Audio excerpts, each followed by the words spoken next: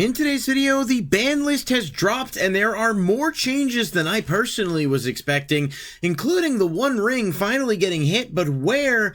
Let's jump into the video.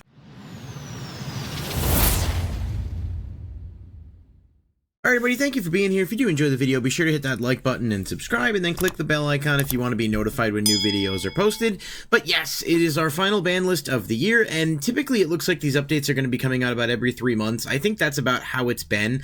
I know they had added a caveat, like if a new set dropped, they would review whether or not, any changes need to be made. I don't know if that's going to continue to be the case or what that's going to look like, but I do know based on the text here that it looks like March 31st, 2025 will be the next banned and restricted announcement, which falls about in line with that 3-month timetable. So, kind of keep an eye on that, I suppose.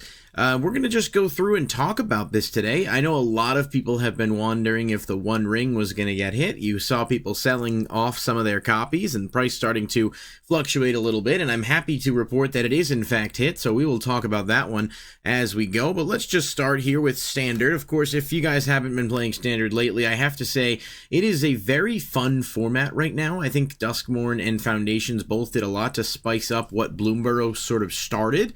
There are definitely some cards in the format that I think need to be maybe, an eye kept on them, so to speak, so that in the future we could possibly look at them. But some things are also going to be rotating out, in September. So, it's not like the format's long-term future right now is, necessarily in any kind of a bad place. They kind of talk about this here, how there's a lot of different diversity and representation. The reanimator strategies with cards like Zombify, which of course is, for Standard purposes, pretty good. It's still costly for other formats, but I mean, considering we don't have things like Reanimate and Animate Dead legal here in Standard, I think Zombify is a pretty good card.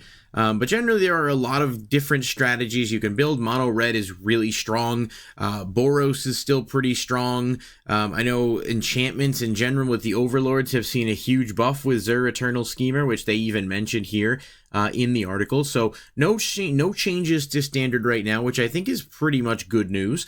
Obviously, it would be a bit concerning if there were major hits to the format after the last time they shook things up.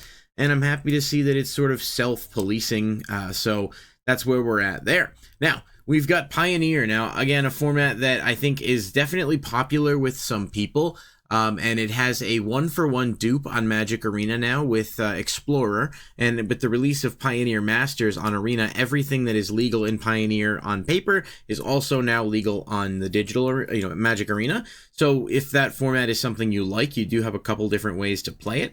The only ban here is Gigantha the Wellspring. Now, I'm going to be honest with you, I'm not super familiar with this card's application in Pioneer. I know the card, I know it's a companion card, so obviously that's pretty, raises the alarm right away. But reading sort of some of what they said here, they do believe that it's hurting the format's diversity by reducing the pool of viable cards. It is played in many decks, appearing as a companion for most decks that can cast it and don't have any key cards that violate that companion restriction. The value of having extra access to a card in a game where resources are tight means most decks that can play it do, regardless of how it fits into the strategy.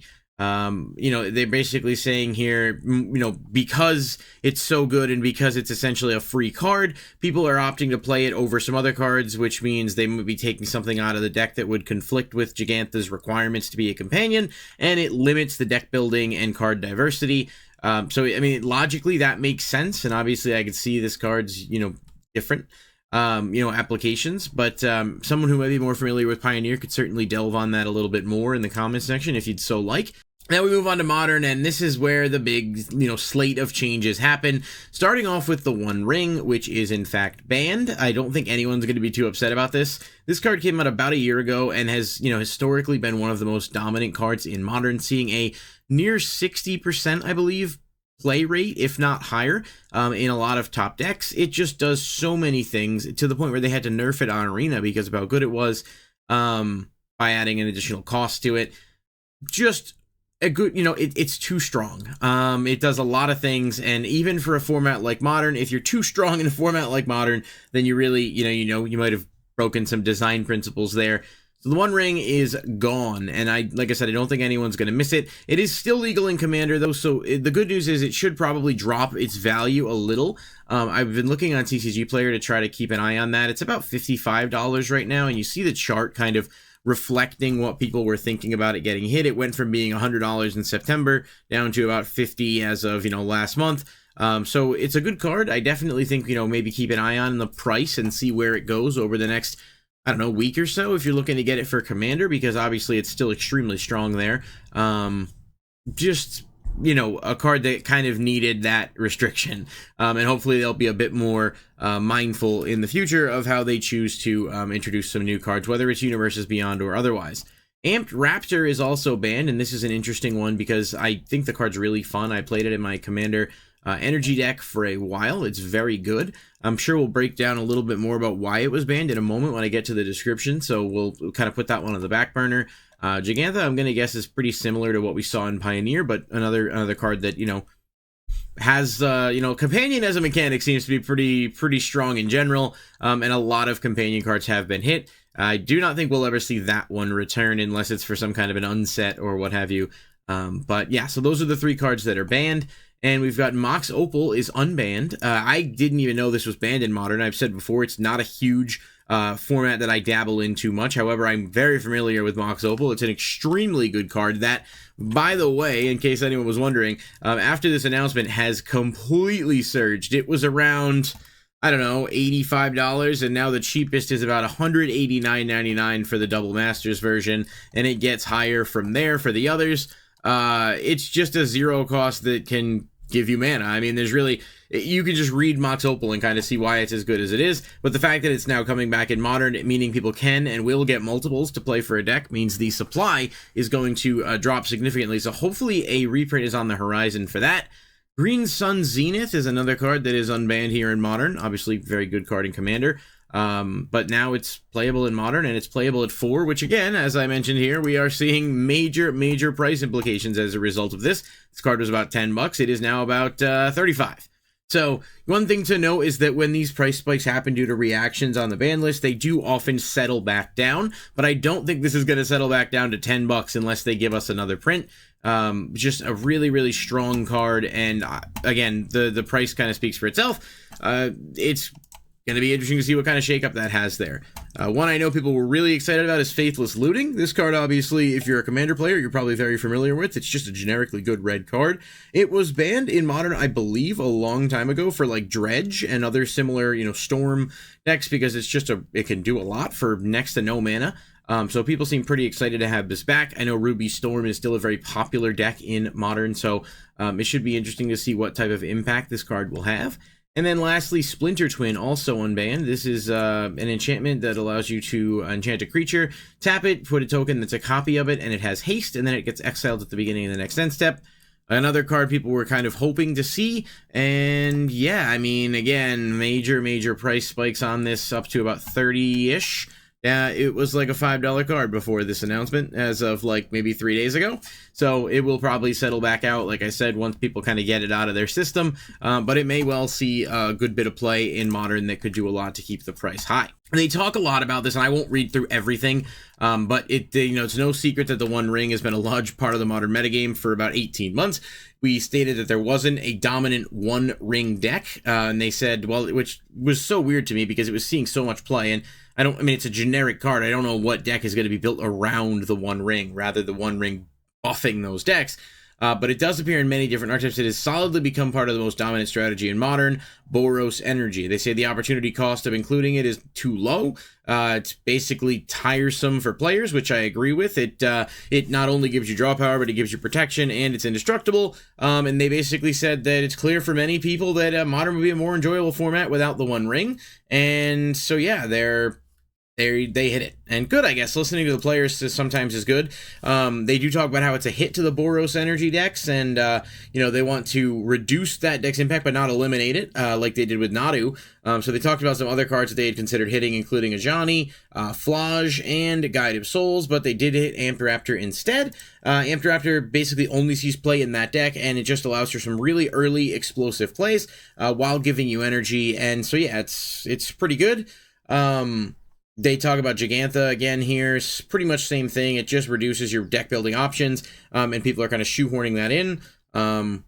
They're talking a lot about this, in terms of the unbanning and how Modern has changed and the power level has changed. So, there's a lot of things going on here that I think are going to be interesting to watch going forward. Green Sun Zenith here. It says been banned since 2011. Green decks were really strong. And they banned it for the same reason they used for Gigantha, but that was over a decade ago. Green creature decks are not very frequent here, so we'll see what happens. They may end up going back and doing that, especially with cards like Elves they're talking about. I don't know. I don't know if Green Sun Zenith would be too good. 5 years later, we're bringing Faithless Looting back without certain cards like Hogak being part of the format. And there's a lot of anti-graveyard options. So there are, like they talk about Endurance and Boggart Trawler specifically. They're bringing it back, and they're basically doing some testing to kind of see how these things are going. And the argument is that there are a lot of counter options that exist. So kind of interesting. People who play Modern more consistently are going to probably have a lot more thoughts on this, but these are the general thought processes that are going on behind them, and I am very much a fan of bringing things off the list to experiment with them if it's not going to completely destroy the game, because I think a smaller ban list is generally better, but obviously there are some times where it's needed, and that's just kind of my philosophy on it. Now, Legacy, I've made it no stranger that I'm not very familiar with the format, but I will cover the moves here. Psychic Frog, of course, banned in Legacy, which we knew was kind of on the radar, just being an extremely good card that does a lot, and they do talk about it for Reanimator strategies and kind of, what they do, but also it's leaning decks in the Dimir version almost always with Reanimator, so they're essentially saying it's reducing some of the creativity. And Vexing Bauble, which we saw get banned in Vintage on the last update that they did, they kind of talk about Vexing Bauble here as, there are a lot of cards that allow you to counter things for free or that don't cost a lot, and Vexing Bauble, kind of makes those cards obsolete and has a really, really high win rate, and basically we're just playing it to shut down a lot of other cards that were there. They've also seen Nadu starting to get some play in Legacy here, it says, and they are kind of keeping an eye on Nadu to see if there might be need for hits on him as well. We'll have to see if that happens, though. No changes to Vintage, not really much to do there. I think they had already hit some of the more problematic cards, but we'll see if there's any announcements. Nothing for Alchemy. Explorer, we did see Gigantha ban, but that's again a 1-for-1 of Pioneer, so if something happens there, it'll happen here. And yeah, not much else. Not much else to really look at here. Timeless is a wild free-for-all format anyway, and I think generally speaking, it's all so powerful that it's kind of just self-policing, if you will. So the ban list here, definitely a lot of moving pieces. I think the One Ring being banned is the most interesting takeaway from this. Just a really, really powerful card that was really not making Modern a pleasant format for people that play it. And when you think about a format like Modern and how powerful it is, for a card to be that problematic and unfun, I think they did have to make a move. I think it's fine in Commander as a one-of. I don't think there's really any reason to hit it beyond that, and I don't know that it's making enough of an impact in those older formats to Legacy, Vintage, what have you, to warrant hits there, so I'm kind of okay with that move. I don't think there's really much else that needs to be done, but alas, it's the internet, and it's Magic the Gathering, so everyone's going to have differing opinions on this. I'm curious what yours will be. Let me know in the comment section down below if you agree or disagree with these hits, and what you might have done differently, and if not, what you're excited about. Are you, someone who plays Modern looking forward to having Mox Opal back and Green Sun Zenith, or are you not looking forward to that, and if so, why? And otherwise, I'll catch you guys in the next video. Peace.